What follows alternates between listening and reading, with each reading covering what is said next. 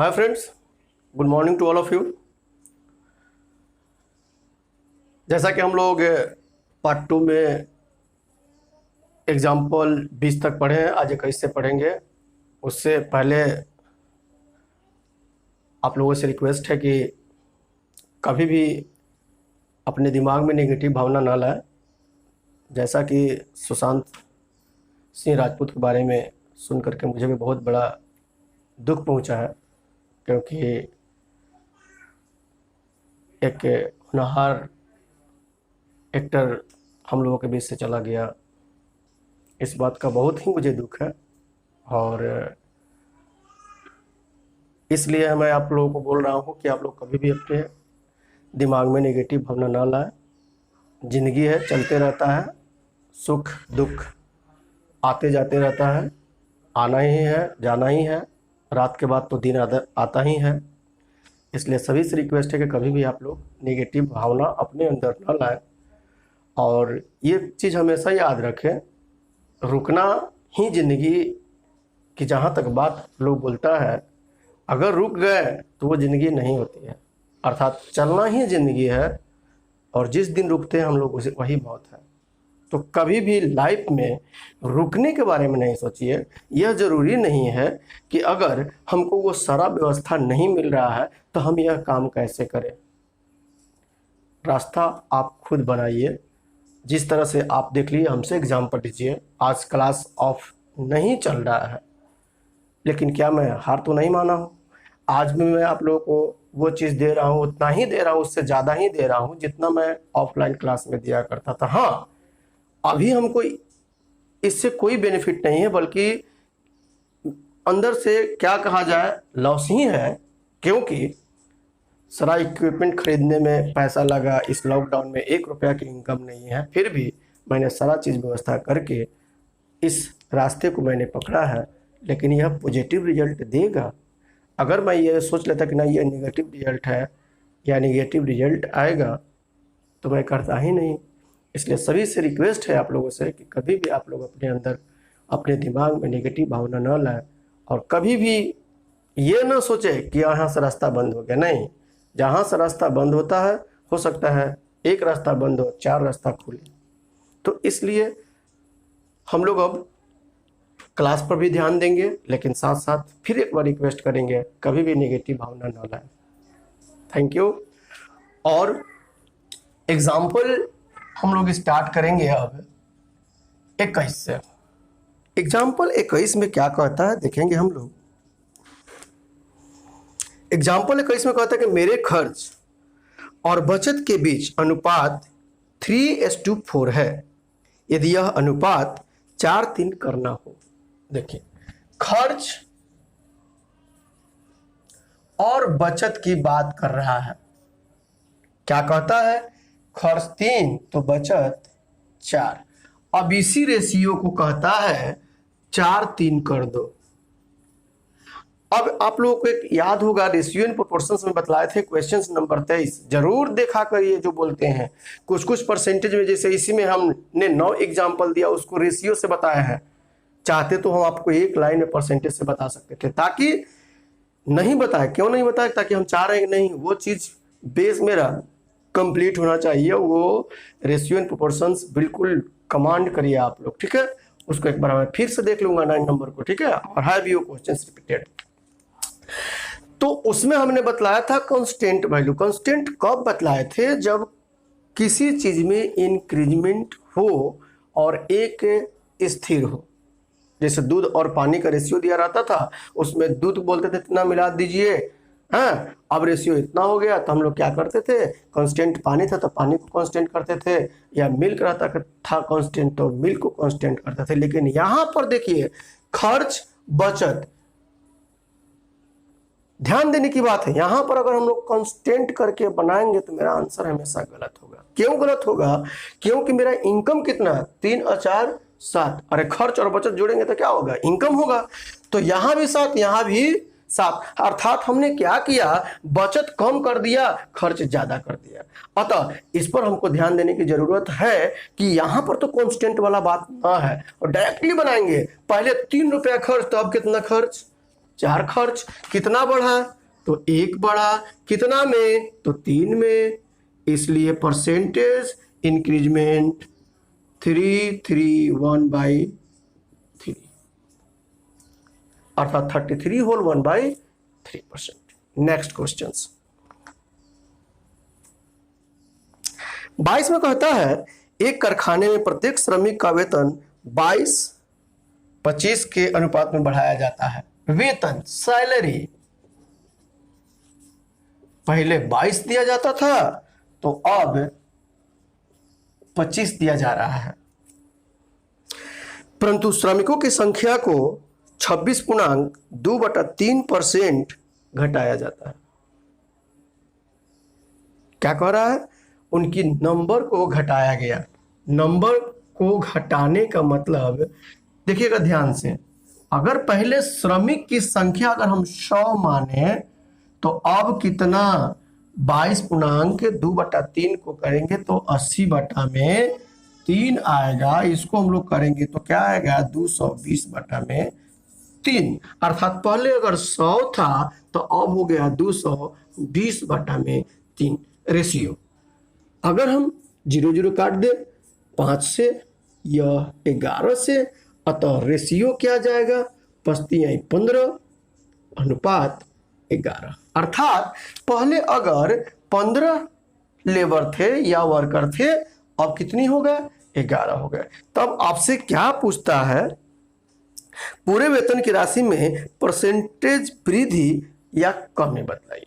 Clear है ये?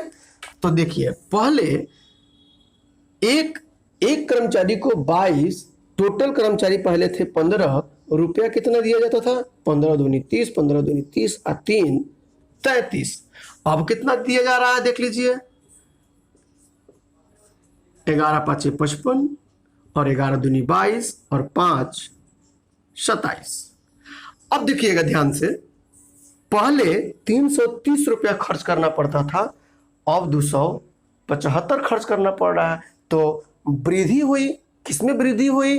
अर्थात जो वेतन दिया जा रहा था उसमें परसेंटेज ऑफ वृद्धि पूछा तो कितनी की कमी हुई। कितनी की कमी हुई? वृद्धि नहीं, कमी हुई।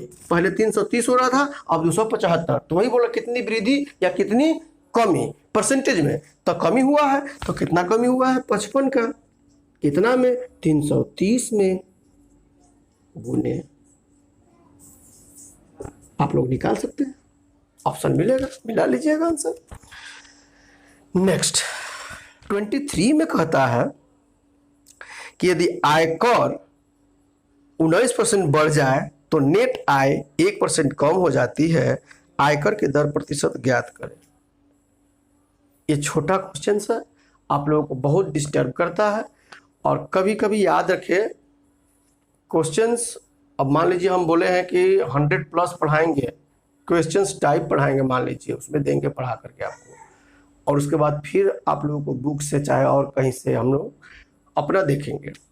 तो कुछ क्वेश्चंस ऐसे होते हैं, या तो आप ऑप्शन से ट्राई करिए, और ऑप्शन से भी ट्राई करिए तो ज़्यादा वेस्ट होता है टाइम। तो हम लोग क्या करना चाहिए, वहाँ पर कोई भी एक कांस्टेंट वैल्यू मान लीजिए, ले सकते हैं आप। तो जैसे मान के चलिए कि मेरी आय, देखिएगा आय 100 है और कर जो है आयकर टैक्स वह के है। तो बताइए मेरे पास कितना हुआ, इनकम मेरा क्या हुआ नेट आय। इसमें से इसको घटाएंगे तो नेट आय मिलेगा, अर्थात जितना हम कमाते हैं और जितना टैक्स देते हैं, जितना कमाते हैं उसमें से टैक्स को घटा देंगे तब ना मेरे पास अपना हुआ। अतः नेट आय मेरी कितनी हुई 100 - के। अब क्या कहता है, फिर आय कर में 19% की बढ़ोतरी कर दी जाए। अगर 19% बढ़ोतरी करिएगा आफ्टर इंक्रीजमेंट, 19% का वृद्धि हो गया किसमें, आय कर में, तब अब यह कितना हुआ 1.119। देख लीजिए, इससे मान लीजिए डायरेक्टली कर सकते हैं, वृद्धि हुआ तो 100 में जोड़ करके, और कमी होता तो 100 में से घटा करके हम 100 से भाग करते। तब क्या हुआ यहाँ पर, अब ये कितना मिला हमको 1.19 के। ये 1.19 के क्या हुआ, अर्थात अब हमको आयकर जो है वह 1.19 के देना पड़ रहा है, लेकिन मेरा इनकम तो भी उतना ही है। अतः अब मेरे पास कितना आएगा, 100 माइनस 1.19 के। अब क्या कहता है, यह और यह, अब दोनों में रिलेशन आगे पढ़ते हैं। कहता है इस तरह से नेट आय 1% कम हो जाता है। जो मेरा नेट आय इतना था अब इतना हो गया, इसमें 1% की कमी आई। आप लोगों का काम है अब। अतः हम क्या करेंगे, इसलिए कह सकते हैं हम लोग कि 100 माइनस के इंटू 99/100 यह कितना के बराबर देगा, 100 माइनस 1.19 के। अतः के का वैल्यू निकालना है, इसलिए इसको सोल्व करिएगा, आपका के का मान 5% आएगा। करके देखिएगा, ये आपका काम है, ठीक है। तो कुछ एक या दो क्वेश्चन ऐसा मिलेगा आपको जिसको इस तरह से आपको हमको समझाना पड़ेगा, क्योंकि ऑप्शन से जाते हैं तो बहुत टाइम वेस्ट हो जाता है, ठीक है। अतः एक लाइन या दो लाइन का एक मान लीजिए, पहले समझिए, क्वेश्चंस को पहले समझना है और सोल्व कर लेना है। ये भी सेकंड में ही बनता है, ठीक है, या 1 मिनट में ही लग जाए तो क्या दिक्कत है हमको। अगर 40 या 35 क्वेश्चन है, सब में सेकंड लग रहा है, 10 सेकंड 15 सेकंड, एक में 1 मिनट लग रहा है, तो कोई दिक्कत हमको नहीं होनी चाहिए। नेक्स्ट नंबर 24 कहता है कि किसी प्रदर्शनी के अंदर जाने के टिकट 1 रुपये थे, बाद में यह दर 25% घटा दी गई, जिसके कारण टिकटों की बिक्री 20% अधिक हो गई। प्रदर्शनी में आने वालों की संख्या में परसेंटेज वृद्धि ज्ञात करें। मान लीजिए थोड़े से टाइम के लिए एक कांस्टेंट 100 की संख्या थी, मान लीजिए आने में, थोड़े देर के लिए। तो क्या कहता है, किसी प्रदर्शनी के अंदर जाने की टिकट 1 रुपये थी, बाद में यह दर 25% घटा दी गई। ठीक है यहाँ तक। तो सिंपल सी मान के चलिए, 100 अगर मान के चलते हैं तो भी बनेगा, नहीं तो डायरेक्टली 25% घटाया, हटाइए इसको, 25% घटाया तो 75 हो गया।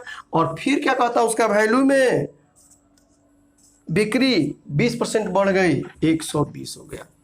कोई दिक्कत आपको नहीं होनी चाहिए। क्लियर है यहाँ तक। तो क्या कहता है, प्रदर्शनी में आने वालों की संख्या में परसेंटेज वृद्धि है। अर्थात इस तरह से देखा जाए तो पहले प्रदर्शनी में आने वाली की संख्या अगर 75, अब हो गई 120। क्यों ऐसा हुआ, क्योंकि वैल्यू मेरा घट गया। अगर इसमें पूछता कि what is the total number of people, जो लोग आए उनकी संख्या बतलाइए, तो हम नहीं निकाल सकते इस केस में, लेकिन परसेंटेज वृद्धि कमी कर रहा है, इसलिए हम लोग निकालेंगे। तो पहले अगर मान के चलते हैं 75 आता है, अब 120 आता है, डायरेक्टली एक लाइन की बात कर रहे हैं हम लोग, तो बहुत लंबा बनता है। तो कितना का वृद्धि हुआ देख लीजिए, 45 का कितना में, 75 में, गुने 4 3 15 60%।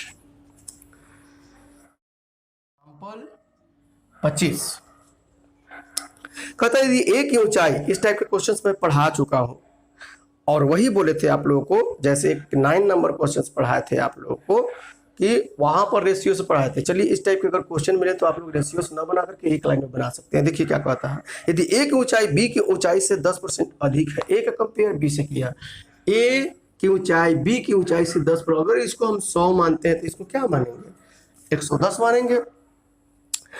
अब क्या कहता है, बी की ऊंचाई अब पूछता है आपसे, तो बी की ऊंचाई ए की ऊंचाई से कितने % कम है। देखिए कितना कम है, तो 10 कम है। किससे, तो ए से कंपेयर करने के लिए कह रहा है। शायद ये एग्जाम्पल में दिए थे आप लोगों को, ठीक। इस तरह से आप लोग को क्वेश्चंस मिलेगा। 26 27 भी उसी टाइप के क्वेश्चन से डालेंगे हम, आप लोग ट्राई करेंगे। 26 और 27 सेल्फ। अब हम लोग क्वेश्चन नंबर 26 27 क्वेश्चन नंबर हम लोग अब 28 से देखेंगे।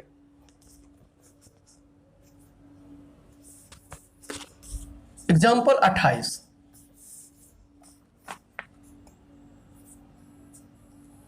कहता है कि एक छात्र एक संख्या को 5/3 के बदले 3/5 से गुना करता है तो उसकी गणना में कितने % की त्रुटि होगी। ठीक है, अर्थात मान लीजिए अगर एक संख्या एक है उसमें हम 5/3 के बजाय 3/5 से गुना कर दिए, कोई दिक्कत नहीं यहाँ तक। अगर हम रेशियो की बात करते देखिएगा तो 15 से गुना कर ले, देखिए कितना आसान बनेगा ये। अर्थात जो कंडीशंस पहले कहता था उसके अनुसार 25 मिलता, लेकिन ऐसे गुना किए तो क्या मिला हमको, 9 मिला। तो क्या यह बोल रहा है हमको, तो उसकी गणना में कितने % की त्रुटि होती, त्रुटि या कमी पूछ सकता है। तो देखिए तो कितने की कमी, त्रुटि 16 की, कितना में, 25 में, गुने 100 अर्थात 64%। यह त्रुटि भी है, और अगर पूछता कि कितने % की कमी होती तो 64% ही आंसर मारते हम लोग। ठीक है, क्वेश्चन नंबर 29 देखेंगे हम लोग, अर्थात एग्जाम्पल 29। कहता है एग्जाम्पल 29 में कि 3 घंटे 40 मिनट के एक अंतराल को गलती से 3 घंटे 45.5 मिनट मान लिया गया। एकदम छोटा छोटा क्वेश्चन याद रखें, खास करके जो सी-टेट का भी एग्जाम की तैयारी करते हैं, बीएड के एग्जाम की तैयारी करते हैं, शिक्षक बनने के लिए करते हैं, पुलिस बहाली के लिए करते हैं, या एयरफोर्स नेवी इस टाइप के भी, अगर आर्मी और भी इस सब का भी जिसमें एग्जाम में ये सब क्वेश्चंस डाला जाता है, आप देख सकते हैं जाकर के, एकदम बिल्कुल इसको जरूर पढ़ें आप लोग, बिल्कुल बेनिफिट होगी आपको। तो कहता है 3 घंटे 40 मिनट के अंतराल को गलती से 3 घंटे 45.5 मिनट मान लिया गया, तो प्रतिशत भूल क्या है। 3 40 3 45.5 तो 5.5 मिनट, देख लीजिएगा ध्यान से, 5.5 मिनट या कितना में, तो 3 घंटा 40 मिनट, सबको मिनट में अगर हम चेंज करेंगे तो 180 और 40 कितना होता है, 220। तो 220 अर्थात 5.5 220 मिनट का कितना % त्रुटि, यही पूछ रहा है आपसे। तो अगर हम इस पॉइंट को उड़ा दें तो यहाँ पर एक 0 देना पड़ेगा, ये इससे कट गया, कोई दिक्कत नहीं आपको होनी चाहिए। और अगर 11 से काटेंगे तो 5 बार में, 11 से काटेंगे 2 बार में, अर्थात इस तरह से मेरा आंसर क्या मिलेगा, 2.5% की त्रुटि आएगी इसमें। ठीक है, ये अब हम लोग 30 देखेंगे एग्जाम्पल। एग्जाम्पल 30 में कहता है 1 घंटा 45 मिनट एक दिन का कितना % है। 1 घंटा 45 मिनट, फिर से 1 घंटा 45 मिनट, एक दिन, पहले तो जानना होगा कि एक दिन में कितना घंटा, तो 24 घंटा होगा। ठीक है, एक दिन में 24 घंटा, अर्थात कहता है 1 घंटा 45 मिनट, यहाँ मिनट भी है। तो ऐसे केस में आप क्या करेंगे, देखिए 1 घंटा को हम लोग क्या कहेंगे, 60 मिनट और 45 मिनट, 60 मिनट 45 मिनट कितना हो गया, 105 मिनट। तो 105 मिनट 24 घंटा, अब 24 से भाग करेंगे तो गलत होगा, तो इसको भी 24 घंटे को भी क्या करना चाहिए, मिनट में चेंज करना चाहिए। तो मिनट में चेंज कर दीजिए, 60 से गुना करके कितना %। क्या हम लोग नहीं सोल्व कर सकते हैं, आराम से कर सकते हैं। तो याद रहे सीक्वेंस सेम होना चाहिए। हम चाहते हैं तो 1 घंटा 45 मिनट को 1 + 3/4 भी कह सकते थे, अर्थात 7/4 घंटा भी कह सकते हैं, वहां भी से भी निकल जाता, लेकिन वो फ्रैक्शन आता, आप लोग को दिक्कत होती, इसलिए डायरेक्टली मिनट में सबको चेंज करके हमने % वैल्यू निकाल दिया। ठीक है, अब एग्जाम्पल नंबर 31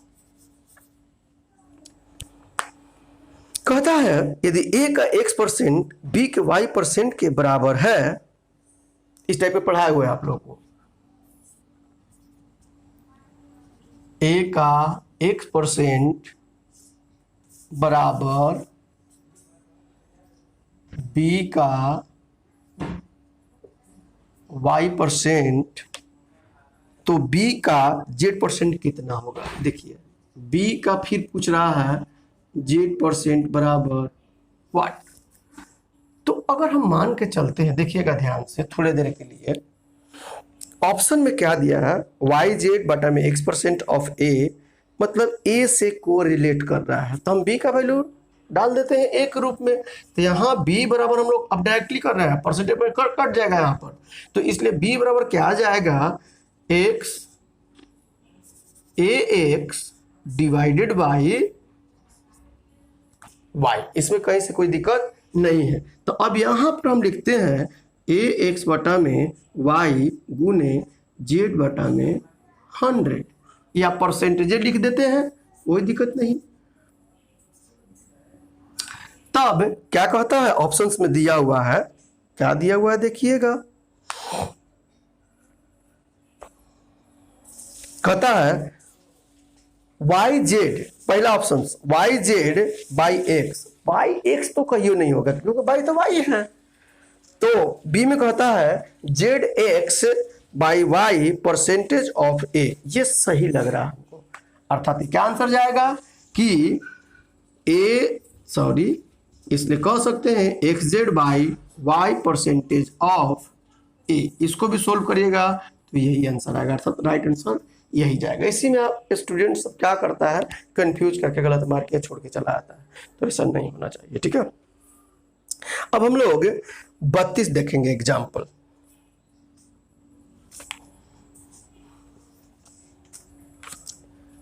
एग्जाम्पल 32, और इसके बाद में एग्जाम्पल खत्म हो जाएगा, एक और क्वेश्चन बतलाएंगे आप लोगों को।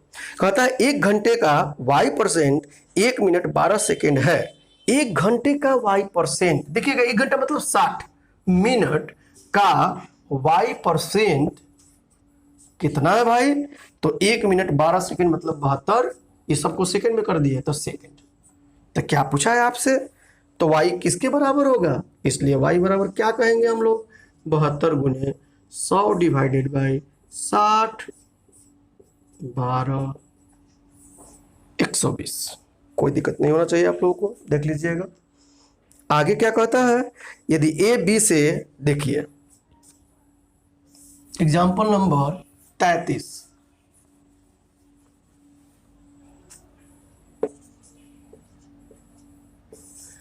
एग्जाम्पल नंबर 33 में कहता है कि यदि ए बी से 6 गुना ज्यादा है, 6 गुना ज्यादा है मतलब 7 गुना है।